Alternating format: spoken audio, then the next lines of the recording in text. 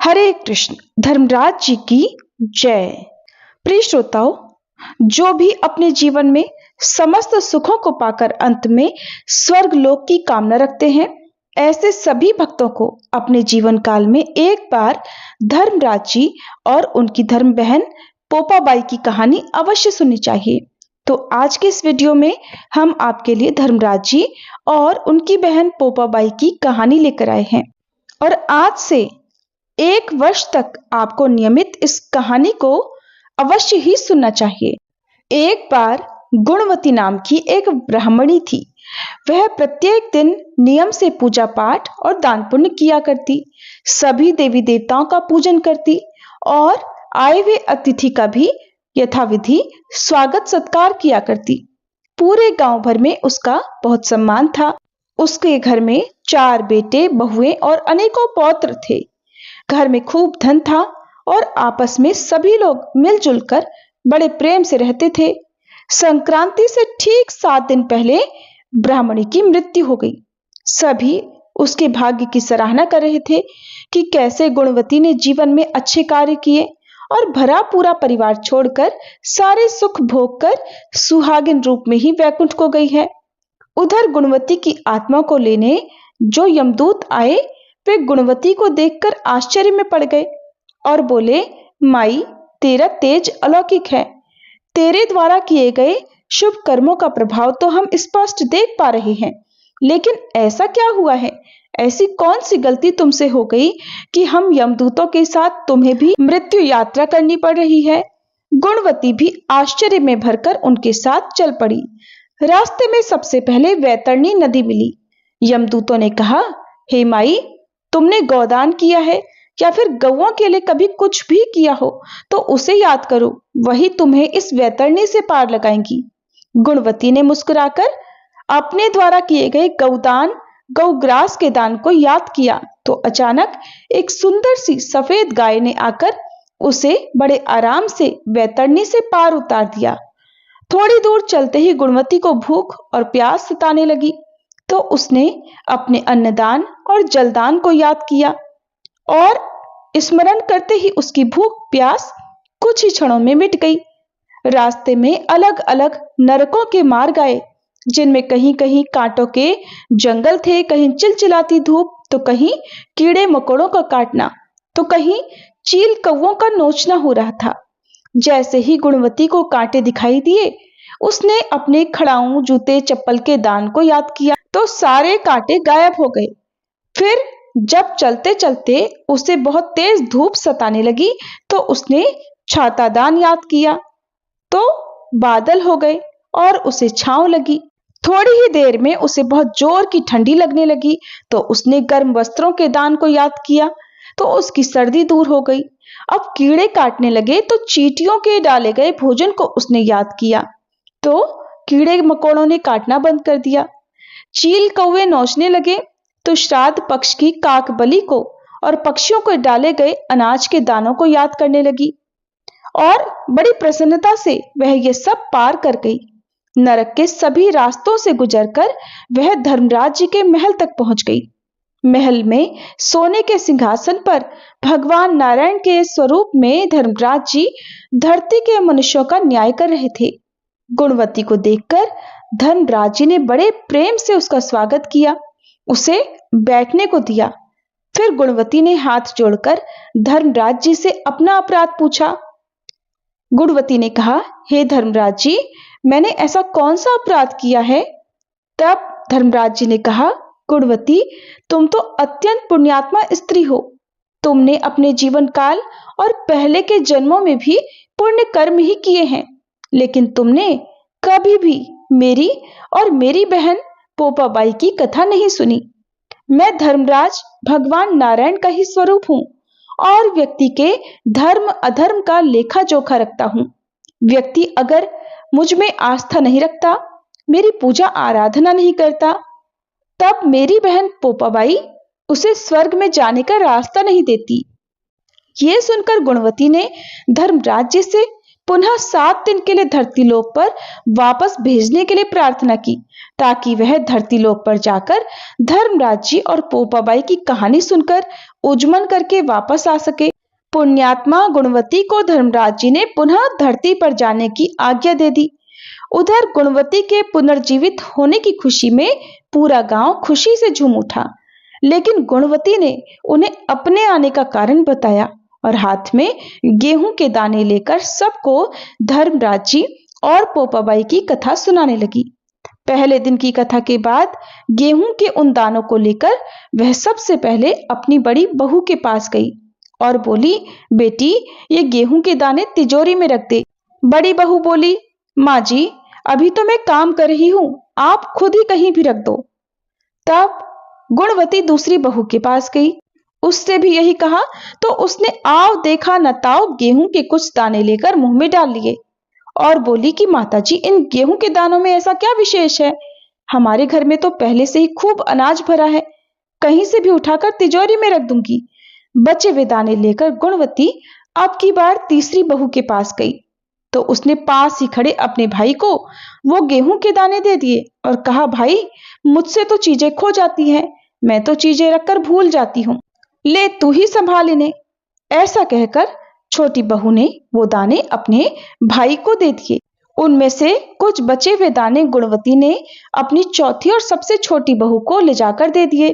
तो उस बहू ने उन गेहूं के दानों को लेकर श्रद्धा भाव से अपने माथे से लगाया, फिर लाल कपड़े में बांधकर तिजोरी में संभाल कर रख दिया। 7वें दिन गुणवती जब उजमन करने बैठी, तो उसने धर्मराज जी तथा पोपाबाई का उजमन उनके द्वारा ही बताई गई विधि से धूमधाम से किया। कार्यक्रम संपन्न होने के बाद गुणवती सभी से बोली कि संसार में सभी सुख और अंत में वैकुंठ लोक देने वाली ये कथा साल भर सभी को सुननी चाहिए। इस कथा को कहने, सुनने, हुंकारा भरने और विधि पूर्वक उद्यापन करने वाला अवश्य ही स्वर्गलोक पाता है। इन गेहूं के दानों को साल भर संभाल कर पूजा घर में या फिर तिजोरी में रखना। ऐसा करने से घर धन धान्य से भरा रहता है, परिवार पर कोई विपदा या बीमारियां नहीं आती। मैंने अपनी बड़ी बहू को गेहूं के दाने दिए, उसने गेहूं के इन दानों को कहीं भी रखने के लिए कहा, तो पिछले 7 दिनों में इसकी संपत्ति में खूब घाटा हुआ। दूसरी बहू को दिए तो उसने इन पवित्र दानों को मुंह में रखा और चबा गई, फिर वो 7 दिनों से बिस्तर पर पड़ी हुई है। तीसरी बहू ने दाने अपने भाई को दे दिए और उसकी सारी सुख संपदा मायके को चली गई। और मेरी सबसे छोटी बहू ने इन दानों को बड़ी श्रद्धा से संभाल कर रखा, तभी से इसके घर में धन की वर्षा हो रही है। चारों ओर से केवल शुभ समाचार ही आ रहे हैं। ऐसी है धर्मराज जी की कथा की महिमा। अब हम आपको पोपाबाई की कहानी भी सुनाते हैं। किसी गांव में एक भाई बहन रहा करते थे। भाई का तो विवाह हो गया था, लेकिन उसकी बहन का विवाह नहीं हुआ था। बहन का नाम पोपाबाई था। पोपाबाई हमेशा व्रत और नियम किया करती। एक दिन उसके भाई भाभी ने उससे शादी करने के लिए कहा, तब उसने शादी करने के लिए मना कर दिया। अपने भाई भाभी से कहने लगी कि मेरे रहने के लिए आप गांव के बाहर एक झोपड़ी बनवा दो, मैं उसी में रहकर अपना जीवन बिता लूंगी, लेकिन विवाह नहीं करूंगी। फिर वह गांव वालों से कहने लगी कि हे गांव वालों, आप लोग अपने अपने गाय बछड़े को मेरे झोपड़े के पास घास चरने के लिए छोड़ दिया करो। मैं सभी के गाय बछड़ों की देखभाल किया करूंगी। फिर जो भी बचा कुचा खाना हो वो मेरे पास भेज दिया करना, मैं वही खाकर रह लूंगी। इस तरह बहुत दिन बीत गए। एक दिन उस देश का राजा शिकार खेलने जंगल को जा रहा था कि उसकी नजर गांव के बाहर बने पोपाबाई के झोपड़े पर पड़ गई। राजा झोपड़े के पास जाकर आवाज लगाने लगा, यहाँ कौन रहता है? जब कोई भी उत्तर नहीं मिला तो झोपड़े के दरवाजे को ही खटखटाने लगा। खटखटाने की आवाज सुनकर पोपाबाई ने अंदर से ही पूछा, बाहर कौन है? बार बार दरवाजा क्यों खटखटा रहे हो? क्या कोई काम है? तब राजा ने बाहर से उत्तर दिया, मैं इस देश का राजा हूँ, मैं तुम्हारे साथ विवाह करना चाहता हूँ। सुनकर पोपाबाई कहने लगी, अपने महल को लौट जाओ, मैं पराये पुरुष का मुंह नहीं देखती।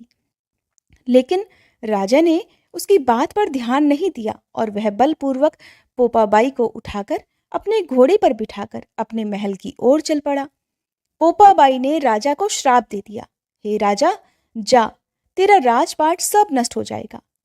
महल में पहुंचकर राजा ने अपनी रानियों से सारी बात बताई।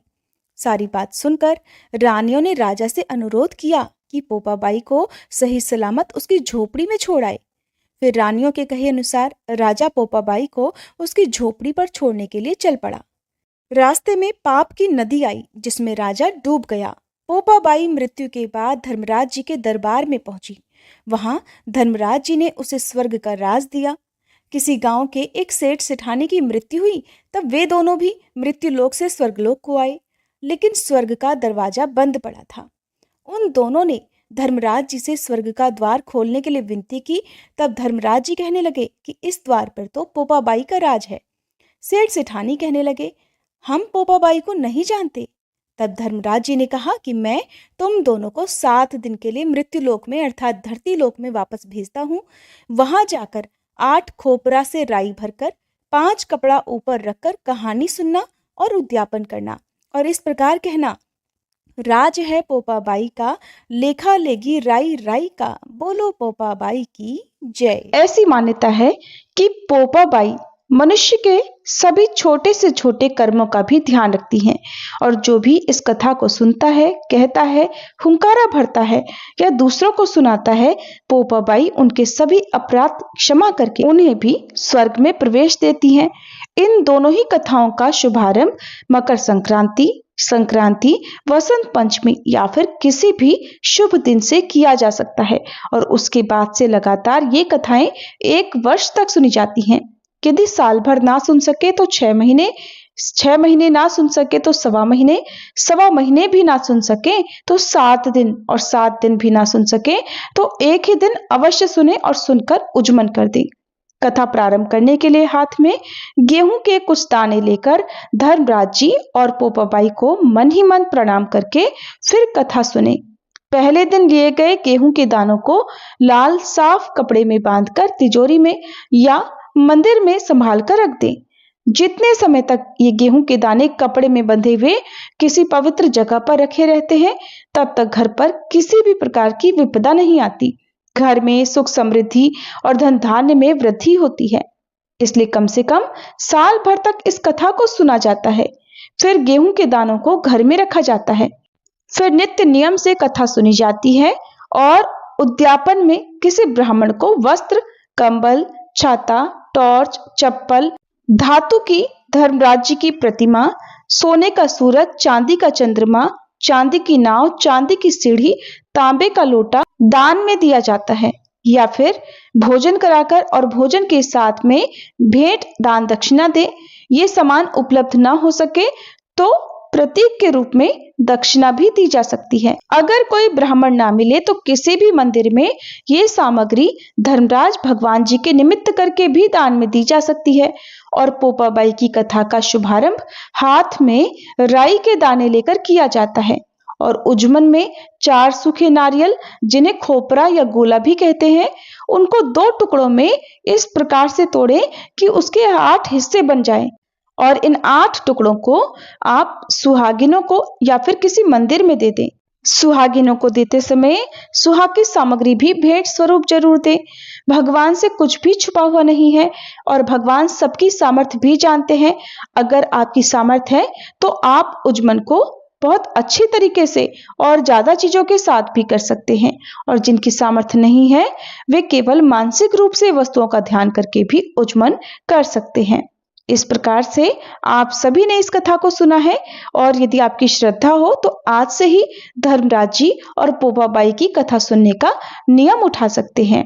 सभी प्रेम से बोलिए, धर्मराज जी की जय, पोपाबाई की जय।